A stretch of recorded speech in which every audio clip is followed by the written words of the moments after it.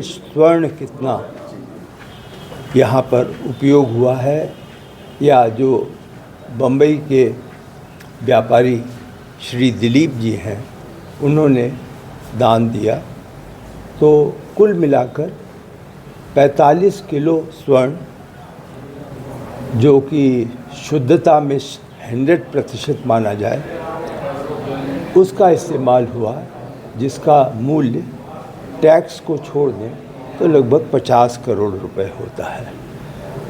उसका उपयोग हुआ है, हम उनके आभारी हैं। अब केवल स्वर्ण का थोड़ा सा कार्य शेषावतार मंदिर के शिखर पर बाकी है।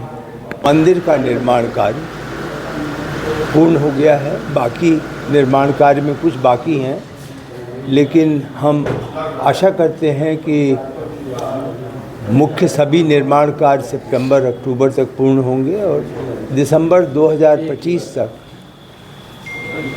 हम निर्माण कार्य संपन्न कर सकेंगे। केवल 2 कार्य जो आगे के लिए रहेंगे, वह एक तो संग्रहालय का कार्य बचा रहेगा और दूसरा जो सभागृह है, ऑडिटोरियम है, तो सभागृह जो है और उसके साथ जो ट्रस्ट का दफ्तर है और अतिथि के लिए वहाँ पर सुविधा है रहने की, वह 2 का निर्माण कार्य 2026 के प्रथम 3 माह में चलेंगे, परंतु बाकी सभी कार्य अब पूर्ण हो चुका है और हम आपसे आशा करते हैं कि आप लोग मंदिर को तो दिखलाएं ही, क्योंकि वह तो केंद्र बिंदु है भगवान का, लेकिन उसके साथ अन्य जितने निर्माण हैं उसे भी दिखलाएं, जिससे कि जो श्रद्धालु आए वह अन्य स्थानों को भी अब धीरे धीरे, जैसे ही न्यास तिथि घोषित कर देगा, फिर जाने का प्रयास करें। एक प्रश्न आप लोगों ने पूछा था और मैंने वायदा किया था कि आपको बताऊंगा। आप सब ने पूछा था कि कुल स्वर्ण कितना यहाँ पर उपयोग हुआ है, या जो बम्बई के व्यापारी श्री दिलीप जी हैं उन्होंने दान दिया, तो कुल मिलाकर 45 किलो स्वर्ण, जो कि शुद्धता में 100% माना जाए, उसका इस्तेमाल हुआ, जिसका मूल्य टैक्स को छोड़ दें तो लगभग 50 करोड़ रुपए होता है।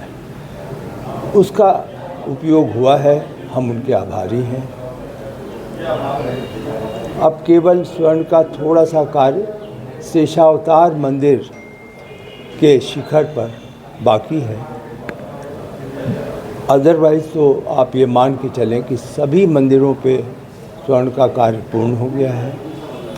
और सबसे संतोष की बात कल कार्यक्रम में यह थी कि जहाँ भगवान राम दरबार में स्थापित हुए, प्राण प्रतिष्ठा हुई, उसी के साथ सभी मंदिर जो बने हैं, जिसमें कि हमारा परकोटा का 6 मंदिर है, 7 मंदिर है ऋषियों मुनियों का, वह और शेषावतार, इन सभी मंदिरों में मूर्तियों की स्थापना हो गई, प्राण प्रतिष्ठा हो गई और अब आगे का कार्यक्रम श्रद्धालुओं के लिए खुल जाएगा। और इस शिखर की ही 40 किलो सोने लगे हैं?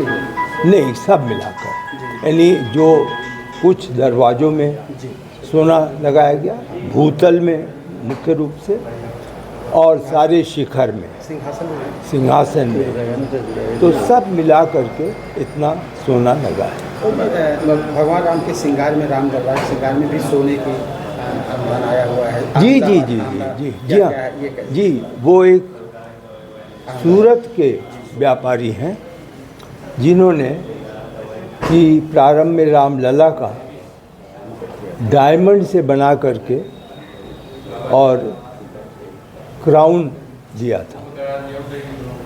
सिरमौर।